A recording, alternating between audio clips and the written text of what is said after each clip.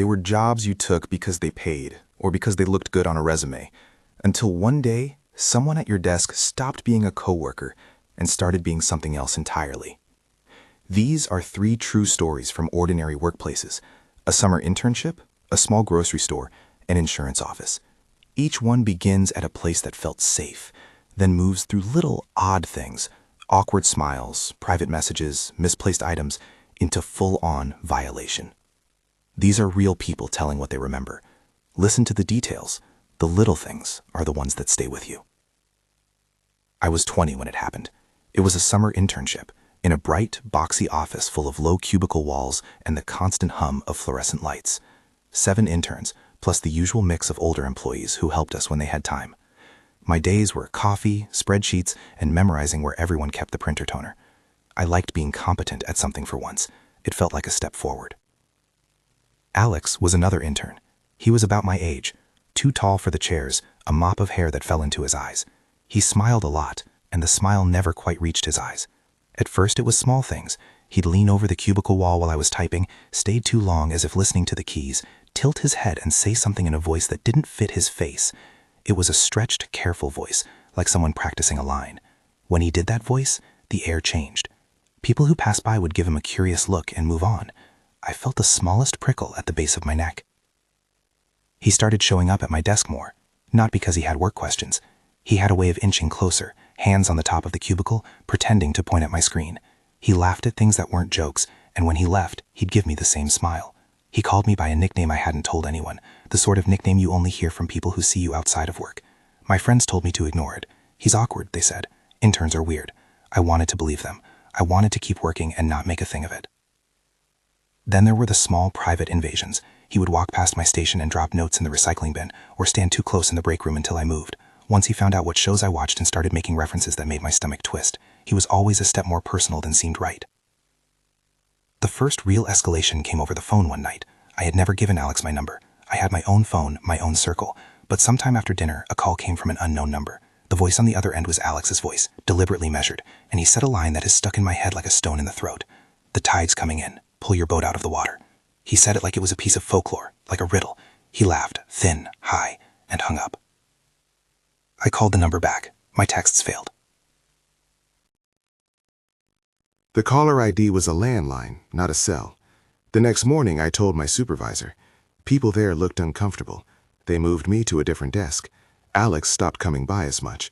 A manager had words with him, and within a week he was gone from the office. Fired, I was told. The firing should have ended it. It didn't. 2 weeks later, I woke up at 5 a.m. I was on the couch for some reason, half asleep, and there was a thin light coming through the blinds of the sliding door that led to the backyard. I squinted and saw a shape outside. Alex. He was standing just outside the glass, his arms folded, looking up at the second-story windows. He called my name in that practiced voice and laughed, loud, like someone who had watched the punchline before the joke. He did not knock. He did not leave a note. He stood there, and then he walked down the side of the house and disappeared into the dark. I called the police. They came and took my statement. They told me what they could and couldn't do. They could write it down. They could file a report. There were limits. Alex had been fired, yes. That meant the employer cut ties. That meant there was a paper trail. And yet, in the blue hours of the morning, someone had been standing on my property. The officers were professional and sympathetic. They told me to consider changing locks, to call if anything else happened. That felt like advice against a situation that had already moved past simple fixes. I left that internship not long after. I left because every time I walked to my car, I checked the parking lot in case a pair of eyes were watching from a distance. My friends thought I was dramatic. My parents told me to be careful. The laugh stayed with me. Not just the noise, but the way it was owned, like a small private trophy. I kept thinking about the landline, the wrongness of someone using a fixed number for something transient, and about the nickname he used that only someone who'd seen me outside the office would know.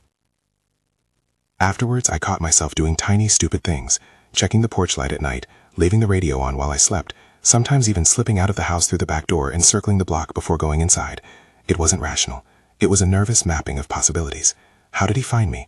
Did he know where I ate lunch? Had he followed me before? None of those answers ever came. There were police reports and a firing on paper. There was a changed desk and a different schedule. But memory held the laugh and the breathless line. The tide's coming in. Pull your boat out of the water. It kept replaying like a warning sign flashing without meaning. If you think that was the end, it wasn't. If you want more stories like this, if workplace horror is the kind of thing you need to hear to sharpen your own instincts, then hit subscribe. There's more coming. I was 17 when I started at the grocery store. Small town, one main street, a store with fluorescent produce light and a little bell on the deli counter that everyone pretended not to notice. Teenagers stacked cans, wiped counters, learned the cash register. It was all part-time and messy, and people knew each other's business because there wasn't much else to talk about in that town. Sean was older, mid-20s maybe, working dairy and stock. He kept to himself mostly, but when he did speak, it was quiet and sudden, like something falling into a bucket. He slipped into the store's group chat, like everyone did, and then into my private messages. At first, it was the usual flirtation, compliments on my smile, jokes about the slow afternoons. That was weird and uncomfortable, but I could block him. I didn't. I didn't want to cause a scene, so I let the messages sit there, read and unanswered.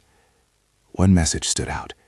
He mentioned a show I loved, one I hadn't told anyone about, not even my best friend. He had somehow known my favorite show. He used details in a way that felt intimate. I didn't mention the show around work. The thought that someone had been paying attention outside of scheduled conversations felt intrusive. I told myself he was probably friends with one of my friends, that someone had told him. I told myself a lot of things to keep from panicking. Then the tapping began. It was a soft sound at first, like fingernails on glass. I remember waking up to it, that metallic scrape against my window in the dark. I lay there, heart thudding, listening to it stop and start. The town felt quieter than usual. The lights on my street were the kind that only glow faintly. The tapping came again, slow, deliberate, right at the bedroom window. I sat up and looked. Nothing was there. My hands were shaking so badly I couldn't find the lamp switch. I told my manager. He looked worried in a way that made me feel like I was making it worse by saying it. He called Sean in and talked to him. The next day, Sean was fired. I filed a report with the police. Later, when I refused his advances outright, told him there was no interest, he texted me 3 words that slid under the skin more effectively than threats. "Okay, good luck changing your address." The officers helped me fill out paperwork. They explained restraining orders and what could be done. The court issued papers. The store owner said he would keep any evidence and cooperate. For a while, that felt like daylight. For a while, the tapping ceased. Sean did not contact me again, at least not directly. The restraining order was a legal line drawn in ink. The firing was a box crossed off the to-do list. But someone had known the show I watched. Someone had tapped my window at night. Those are small things that become big in your head. I started sleeping with my phone on the table and the light on the charger so I could hear texts. I started checking the peephole multiple times. I moved apartments the next year, mostly because the idea of the same curtains in the same window felt dangerous. When I left, the town felt smaller, meaner. I understood now how familiar spaces can turn strange simply by the knowledge they carry. Hypervigilance became my baseline. Years later, I still flinch when someone drives slowly past my street. I still feel watched if someone shows particular interest in details of my life. The restraining order and the firing stopped him from approaching me at the job, and they mattered, but they didn't change the way I moved at night, the way I counted my locks, or the way a soft scrape on glass could send me back to that bedroom, heart thudding. The psychological mark stays. It changes you. If you thought those 2 were bad, wait until you hear the last one.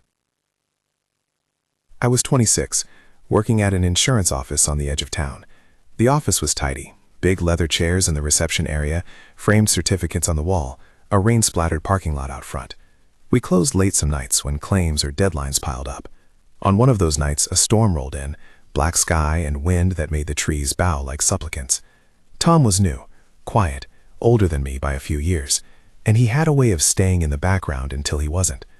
That night, as the storm started to thrum against the windows, he offered to stay and help close. I told him it was fine. There wasn't much to do. He kept volunteering. In the lull, phone calls came in with lines of static.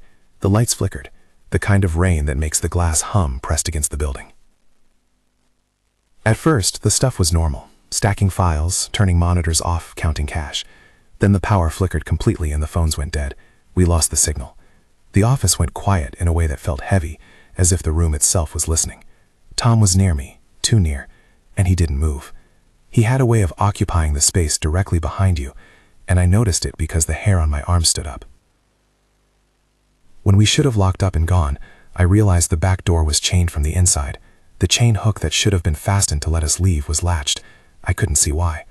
I remember my stomach dropping, a cold, hollow sensation, like walking into a room and realizing you've forgotten why you came. I tried the handle. The chain held. I asked Tom about it. He said something about safety, about preventing strangers from coming in during the storm. His voice was casual. It didn't fit with my sense of danger. I asked him to unlock it.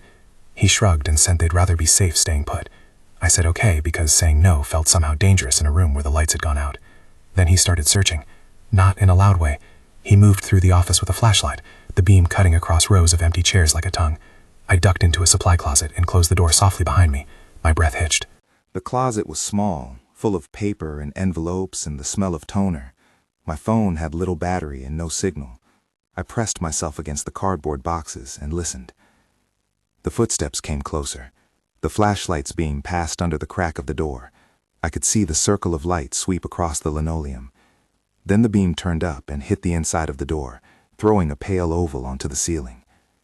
I heard the voice as if from a stage, and it sounded almost theatrical with the darkness around it. He said nothing I could quote. He fumbled with drawers, breathed, moved. Then at one of the office windows, the light made an animal shape on the glass, and I realized the front door's glass was not intact. The front glass was shattered. It was not simply broken. It had been violently compromised, spidered into 1,000 thin fractures that caught the streetlight outside and turned it into a spray of stars. I watched the light scatter through the cracks like rain.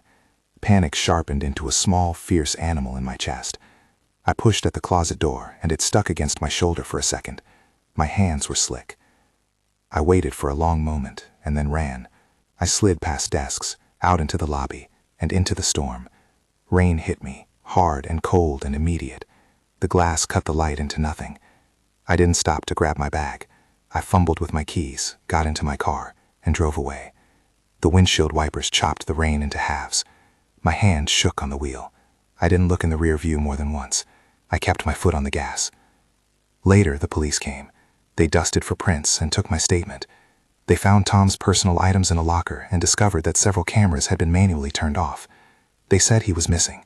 They said things that sounded like plot lines. Personal items left behind, devices disabled. And then they told me that sometimes people disappear and reappear with nothing to explain why. They said they would do what they could. I quit the job after that. It's a small, practical thing to say, quit. But it meant my world of routine, of professional competence, of going to a place and leaving it behind at the end of the day, was irrevocably different for me. The storm night lives in me the way a remembered fear does. The pulse of rain, the feel of the chain against the locked door, the flashlight under his chin as he moved through the office like someone performing a slow, private interrogation. There are images I can't unsee. The shattered front glass is one of them. Another is the stubborn way the cameras had been turned off, like someone had decided to make certain moments unrecorded. Afterwards, I couldn't go back. The building was the same, but my place in it had shifted. Each time it stormed, I checked the locks on my car twice. I started carrying a small flashlight in my bag. I woke up sometimes, heart pounding, hearing the echo of footsteps down an empty hallway. The police did what they could. They filed notes. They followed leads. Tom remained a person who had been there and then gone. The legal pieces, reports, statements, inventory of items, helped to prove what happened, but they were paper and ink against the vividness of that night. All three stories share a pattern. A normal place, an office with bored managers, a grocery store with idle afternoons, a tidy insurance company, morphs into something that doesn't fit the map of safety. Small things escalate. A forced voice, a line on a phone, a private message that knows too much, a tap on a window where only the night knows to disturb you, a chained back door that turns an exit into a trap, a flashlight under his chin, painting someone's face into a mask, shattered front glass, and the sound of rain like 1,000 tiny hands. Each time there were institutional responses, the firing, the police report, a restraining order. Those steps matter. They are not nothing, but they are not always enough to erase the memory or the way you move afterward. What stays are the images and the sensations, the laugh that belongs to someone who thinks they own the space, the scraping at glass that tells you someone has been close enough to study the lines of your life. the clink of a chain where an exit should be, the dull scatter of broken front glass under streetlights. Those things live in the body. They make you check locks, change routines, look over your shoulder on dark sidewalks. They are the private costs of other people's unchecked impulses. If you read these stories and feel a chill, know that chill is a sensible reaction. If something like this has happened to you, you are not alone. If you can, tell someone you trust about it. If you can't, write it down for yourself. The details, the times, the voices. We often think paperwork fixes things. A firing, a restraining order, a police report. Those are important, but so is naming what you felt and letting the silence end by telling the story out loud, even if only to yourself. The last thing I hear sometimes is not a sentence, but a small sensory echo. A laugh in the backyard at dawn, a soft tap on a bedroom window, the black slash of a storm against office glass. Those are the sounds that will haunt you, because they are ordinary noises turned private and directed. That's what makes them dangerous. The way they borrow the familiar and make it a place where you have to be vigilant forever. If one of these stories touched something in you, if you have a story like this, or if you want to hear more, leave a comment below and share what you remember. If you found this worth your time, like and subscribe for more true accounts. And when you leave work tonight, look around. The places we trust can change shape quickly. Pay attention to the little things. They are the ones that keep the rest of us safe.